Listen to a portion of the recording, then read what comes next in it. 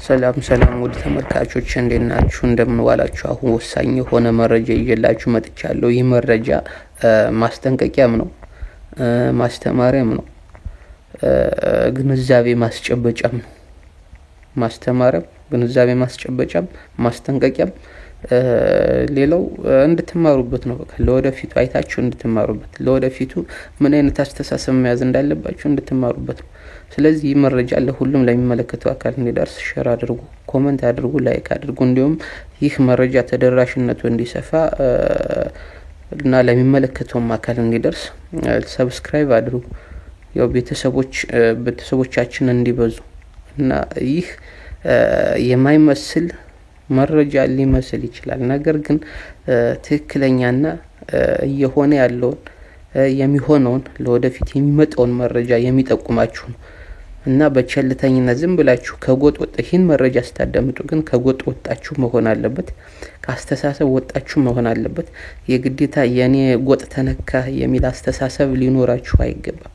ይሄ አይነት አስተሳሰብ ላለው ለብልጽግና ደጋፊን በጭፍን ብልጽግና ለሚደግፍ የኔ መረጃ አይሆንም፣ በጣም ያናደዳል። ነገር ግን እስከ መጨረሻው ተከታታችሁ ለሚመለከተው አካል አድርሱልኝ። አሁን የሚሄድላችሁ ምንድነው? ስለ አፋብሃን ለመከፋፈል በጣም ብዙ ስራ እየተሰራ ነው። አፋብሃን ለመከፋፈል ብዙ ስራ በሚሰራበት ሰዓት እኔ ይህንን ሚስጥራቸውን ይህንን መረጃቸውን እያወጣሁ እያፈነፈንኩ እየፈለኩ ለህዝብ ማድረስ ነው ቀድሜ የኔ ስራ እንጂ ካያችሁ ከዚህ በፊት የተደረገ አንድም መረጃ አቅርቤ አላቅም። እኔ ከዚህ በፊት የተደረገ ሌላው የዘገበውን መረጃ አቅርቤ አላቅም። የኔ ማደርገው ምንድነው? ማንም ያልደረሰበት ሚስጥር እያወጣው ለህዝብ ቀድሜ ማሳወቅ ነው፣ እንዲጠነቀቁ ማድረግ ነው። ያም ማለት ፕሮአክቲቪቲ የሚለው ነው። ስለዚህ አሁን የአፋብሃን ለመከፋፈል ማኒፌስቶ ቀርጸው ሲንቀሳቀሱ እንደነበር ገድጫሉ። ከውጭ ያለው ዲያስፖራ ዮሐንስ ቧያሌው፣ ገዱ አንዳርጋቸው፣ ከባዴን የነበረ ጀነራል ተፈራ ከፋኖ መውጣት አለባቸው። አስተሳሰብ በፖዚቲቭ ደረጃ አስተሳሰብ ሐሳብ የመስጠትና የማጋራት እንጂ እንደ መሪ የመሆን ቦታ ሊሰጣቸው አይገባም። ብዙ ጊዜ በተደጋጋሚ ተናግሬያለሁ፣ ሰሚ ጠፋ እንጂ አሁንም አይገባም። ምክንያቱም ጀነራል ተፈራ ማሞን ይሁን ብለው በሚስቱ በኩል እያዘመቱ ነው። ሚስቱ እየከፋፈለች ነው። ሚስቱ አንድ እንዳይሆኑ እያደረገች ነው። ሚስቱ ጎጥ ለይታ አካባቢ ለይታ እየተሳደበች ነው።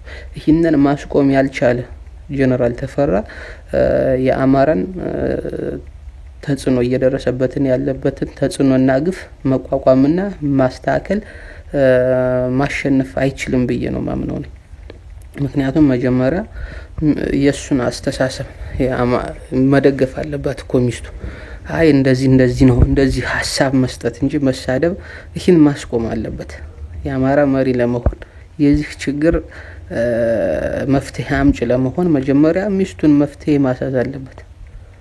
ይሄ ነው ገዱም እነርስቱም ቢሆን እነርስቱ ማለት በባዴን ትኬት ተቆርጦላቸው የወጡ ናቸው እና እነሱ የሚናገሩን አማራ ስላሉ በአሚኮ ሲለፈልፍ የነበረው እርስቱ ዛሬ አሜሪካ ወጥቶ ባዴንን ቢሰልም ይሄ ተቀባይነት የለውም።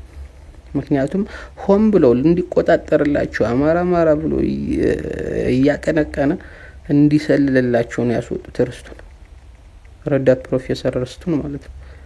ገዱም ተመሳሳይ ነው። ገዱም ተላላኪ ነው። ስንቴ ከአንድም ሁለቴ አይን የሆነ ቦታ ወሳኝ የሆነ ቦታ ይዞ አልተጠቀመበትም። ይባስ አሳልፎ ነው የሰጠን። እሱም ማለት አያስፈልግም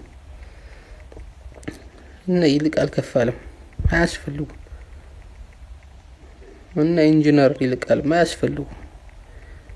ሐሳብ አሁን ከኢንጂነር ይልቃል ደስ የሚለኝ አስተሳሰብ ምንድነው? ሐሳቡን ነው የሚያጋራ እንጂ መሪ ነኝ ብሎ እንትን ብሎ አያውቅም። አሁን ይልቃል ከፋለ ፖዚቲቭ ነገር አለው። ምክንያቱም ሐሳቡን ነው የሚሸጠው። ሐሳቡን ደግፎ ነው የሚመለከተውን ይሆናል ያለውን በአማራ ብሔርተኝነት ያምናል። በአማራ ብሔርተኝነት አሸንፎ መውጣት ያምናል። ለዚህም ደግሞ የራሱን አስተሳሰብ የራሱን ሐሳብ ደግፎ ምክረ ሐሳብ ነው የሚሰጠው። ይሄ ይመቸኛል። ኢንጂነር ይልቃል በጣም የሚገርም ሰው ነው። በጣም አሪፍ አስተሳሰብ አሪፍ በቃ መሆን ካለባቸው እነገዱ መነረስቱ እነ ዮሐንስ ቧያሌውም ሌሎችም መሆን ካለባቸው መሪ ለመሆን ሳይሆን በቃ ይሄን የፋኖን አስተሳሰብ ደግፈው ሐሳብ የተሻለ ሐሳብ ይሄ እንዲሁ ይሆን የሚል ከልምዳቸው አንፃር የማጋራት ነው። ፋኖ ከተቀበለው ተቀበለው ነው፣ ካልተቀበለው ለምን ተቀበለው ብለው ደግሞ የሆነ ሌላ ውስጥ እልክ ውስጥ መግባት የለባቸውም። ልክ እንደ ኢንጂነር ይልቃል በጣም ደስ የሚለኝ አስተሳሰቡ ይሄ ነው። ሐሳቡን ይሸጣል። ከተቀበሉትና ከተጠቀሙበት ተጠቀሙበት፣ ካልተጠቀሙበት ግን ለምን ችላሉኝ ብሎ አይናደድም። በተደጋጋሚ የሚናገረው ነገር በቃ ሁሉም መሆን ያለበት ዲያስፖራው እንደዚህ ነው።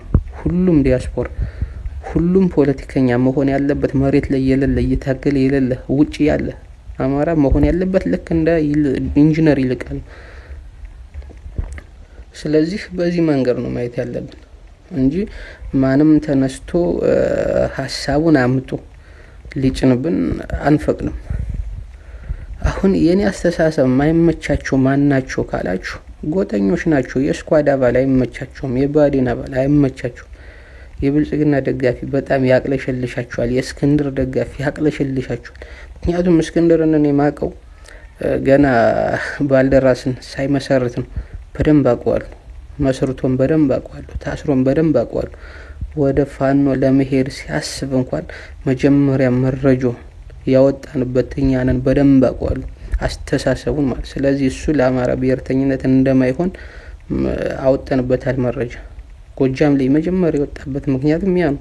ምክንያቱም ለአማራ ብሔርተኝነት አይሆን። ስለዚህ ስለ እስክንድር በመለቃቸው መረጃዎች የእስክንድር ደጋፊዎች በደንብ ያቅለሸልሻቸዋል፣ ይመራቸዋል። ይምራራችሁ፣ እኔ አይመለከተኝም።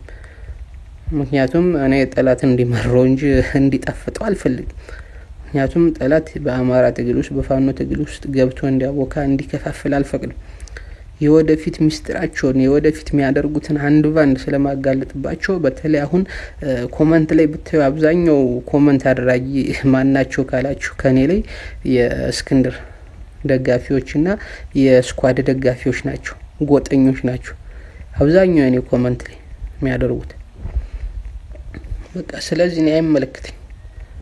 አብዛኛው የኔ ኮሜንት ላይ የሚያደርጉት የስኳድ አባላት ናቸው፣ የእስክንድር አባላት ናቸው። በጣም የሚያስቀኔ ስዝናናባቸው ነው ሙሉ ስቃሉ ባስተሳሰባቸው እንጂ ምንም አይነት ተስፋ እንትን አይል። ኢቭን አንዳንዴ እንኳን ማሰብ እኮ አማራ ማለት እንዴት ችግር ደረሰበት ይሄ ችግር እኮ ስኳድ አባል ብትሆንም ወይ ጎጃም ላይ ወይ ጎንደር ላይ ያለ ስኳድ አባል ብትሆንም እኮ እንደ አማራ እየተጠቃን ነው ብለህ ማሰብ እኮ ኮዝህ ሊሆን ይገባል። ይሄ ሳይኖርህ እኔ ክብር ልሰጥህ አይችልም። አንተንም አልሰማም፣ እንደፈለክ ለብስ አይመለከተኝም።